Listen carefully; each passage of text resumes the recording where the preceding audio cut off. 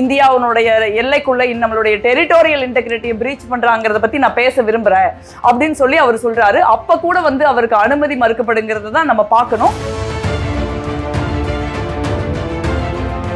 மணப்பெண்ணின் பிரத்யேகமான விவாஹா தி சென்னை சில்க்ஸ். ஆனா உண்மை வெளியில வந்துடக்கூடாது, நம்ம வந்து அவர்கள் எப்படி பயந்து சீனாவை கண்டு நடுங்கினார்கள்ங்கிற விஷயம் வெளியே தெரியக்கூடாதுங்கிறதுக்காக தான் அவங்க பேச வேணாம்னு சொன்னாங்களே ஒழிய சரியான ரூல் புக்கை வந்து அவங்களால சொல்ல முடியல. நாட்டின் பாதுகாப்பை விட என்ன முக்கியமான விஷயம் இருக்குது? இது காங்கிரஸ் பிஜேபி சம்பந்தப்பட்ட பிரச்சனை அல்ல. இது வந்து ராகுல் காந்தி அவர்கள், நரேந்திர மோடி அவர்கள் சம்பந்தப்பட்ட பிரச்சனை அல்ல.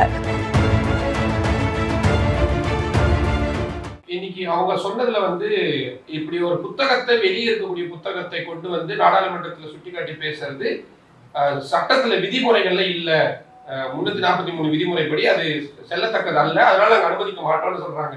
அவங்க ரூல்ஸ் தான் சொல்றாங்க. அவங்க புத்தகத்தை, நாங்க புத்தகத்தை பத்தி பேசவே இல்லை, புத்தகம் வெளியவே வரல. புத்தகத்தை வந்து புத்தகத்துல என்ன இருக்குதுங்கிறத கேரவன் மேகசின் வந்து போட்டிருக்காங்க. நாங்க அந்த மேகசினை காட்டி தான் வந்து பேசணும். அது ஒரு அது இல்ல பேசக்கூடாதுன்னு இல்லை. இதற்கு முன்னே நிறைய பேர் புத்தகங்களை மேகசினை காட்டி பேசியிருக்காங்க. ராகுல் காந்தி அவர்களுக்கு முன்பு சற்று முன்பு பேசிய பாஜகவினுடைய எம்பி, நான் வந்து ஒரு ரிசர்ச் பேப்பர், அது வந்து மேகசின் கூட கிடையாது, என்னுடைய ரிசர்ச் பேப்பர் அப்படின்னு சொல்லி காட்டி காங்கிரஸுக்கு எதிரான ஒரு பொய்யான குற்றச்சாட்டுகளை அவர் வச்சாரு. அதுக்கு பதில் சொல்றப்பதான் இந்த மாதிரி பிரச்சனைகள் உருவாகுது. அதுவும் ஒரு கட்டத்தில் ராகுல் காந்தி அவர்கள், சரி நீங்க மேகசினை கோட் பண்ண வேண்டாமா, நான் வேண்டாம் வச்சிடறேன், நான் வந்து பேச விரும்புறேன் பாதுகாப்பை பத்தி, இந்தியாவுடைய பாதுகாப்பை பத்தி, சீனா எப்படி அத்துமீறி இந்தியாவுடைய எல்லைக்குள்ள நம்மளுடைய டெரிட்டோரியல் இன்டெகிரிட்டியை பிரீச் பண்றாங்கிறத பத்தி நான் பேச விரும்புறேன் அப்படின்னு சொல்லி அவர் சொல்றாரு. அப்ப கூட வந்து அவருக்கு அனுமதி மறுக்கப்படுங்கிறது தான் நம்ம பார்க்கணும். அப்ப வந்து அவங்களுக்கு வந்து ஏன் வந்து ராகுல் காந்தி அவர்கள் வந்து பேசவே ஆரம்பிக்கல. அவர் வந்து ராணுவ தளபதி அவர் புத்தகத்தை பத்தி, இந்த காரவேன் மேகசினை பத்தி சொல்லதான் ஆரம்பிக்கிறார். அவர் வந்து அந்த 5 லைனை படிக்கவே ஆரம்பிக்கல. அவர் படிக்க அனுமதிச்சு, அவர் படித்ததுக்கு அப்புறம் அதுல ஏதாவது உங்களுக்கு மாற்று கருத்து இருந்தா நிச்சயமா வந்து பிரதமரோ, உள்துறை அமைச்சரோ, இல்ல ராணுவ அமைச்சரோ நிச்சயமா எந்திரிச்சு கருத்து சொல்லலாம். அதுக்கு தானே நாடாளுமன்றம் இருக்குது.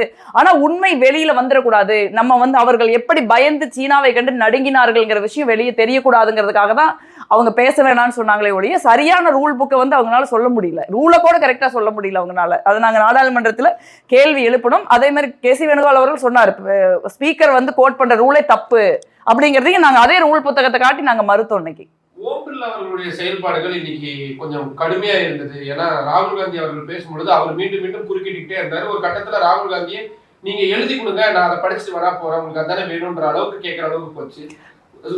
ஓம் பிர்லா அவர்களுடைய செயல்பாடுகள் இல்ல, ஓம் பிர்லா அவர்கள் சபாநாயகர் இன்று வந்து நேரடியாக பிரதமர், உள்துறை அமைச்சர், ராணுவத்துறை அமைச்சருடைய அழுத்தத்திற்கு பணிஞ்சதை வந்து இந்த நாடே பார்த்தது இன்னைக்கு டிவியில. அவர் வந்து அப்படி அழுத்தத்திற்கு பணிஞ்சிருக்க கூடாது. அவங்க என்ன எதிர்பார்க்கிறாங்க? பிரதமரும் உள்துறை அமைச்சரும் எழுதி கொடுக்கறத ராகுல் காந்தி படிச்சுட்டு போவாருன்னு நினைக்கிறாங்களா? இல்ல இந்தியா கூட்டணியை சேர்ந்த தலைவர்கள், எதிர்கட்சியை சேர்ந்தவங்க அவங்களுக்கு ஆமாஞ்சாமி போடுறதுக்கு தான் இங்க வந்து உட்கார்ந்து இருக்கிறோமானாங்க. நாட்டின் பாதுகாப்பை விட என்ன முக்கியமான விஷயம் இருக்குது? இது காங்கிரஸ் பிஜேபி சம்பந்தப்பட்ட பிரச்சனை அல்ல. இது வந்து ராகுல் காந்தி அவர்கள், நரேந்திர மோடி அவர்கள் சம்பந்தப்பட்ட பிரச்சனை அல்ல. ஒரு நாட்டின் பாதுகாப்பை, ஒரு தேசத்தினுடைய பாதுகாப்பு மிகப்பெரிய அச்சுறுத்தலுக்கு உள்ளாகி உள்ள நேரத்தில் அந்த தேசத்திற்கு தலைமையேற்றிருக்கிற பிரதம மந்திரி அவர்கள் பயந்துட்டு 2 மணி நேரம் ராணுவத்தை எந்த விதமான நடவடிக்கையும் எடுக்க விடாம முடக்கி, கடைசியில் அவர் ஒரு முடிவையே சொல்லாம அந்த முடிவெடுக்கிற ஒரு விஷயத்தையும் வந்து ஒரு ராணுவ தளபதியின் தோளில் சுமத்துகிறார் என்றால் அது வந்து இந்தியாவில் வழக்கம் கிடையாது. எந்த கட்சி ஆட்சியில் இருந்தாலும் இந்தியாவின் பிரதமர் ராணுவத்திற்கு மிக உறுதியான ஒரு கட்டளையை இடுவார். அந்த கட்டளைப்படிதான் வந்து நம்ம சீனாக்கு எதிரான போரை நேரு நடத்தினார், பாகிஸ்தானுக்கு எதிரான போரை வந்து இந்திரா காந்தி அவர்கள் நடத்தினார்கள். அதற்கப்புறம் வந்து திருப்பி சீனா பிரச்சனை வந்தப்பறம் சாஸ்திரி அவர்கள் நடத்தியிருக்காங்க. ஏன் பார்லிமெண்ட் அட்டாக் நடந்ததுக்கு அப்புறம் சரி, பாஜக ஆட்சியில் நிறைய தாக்குதல்கள் நடக்குது இந்தியாவில். அப்போ கூட அன்றைய பாஜக பிரதமர் வாஜ்பாய் தான் வந்து முடிவுகள் எடுத்திருக்காரு. ஒருபோதும் வந்து இந்தியாவின் பாதுகாப்பு பிரச்சனையில் ஒரு நெருக்கடியான நேரத்தில் முடிவெடுக்க முடியாத ஒரு பிரதமரை வந்து இந்தியா பார்த்தது கிடையாது. அதுதான் பிரச்சனை. இப்ப மணப்பெண்ணின் பிரத்யேகமான விவாஹா தி சென்னை சில்க்ஸ்.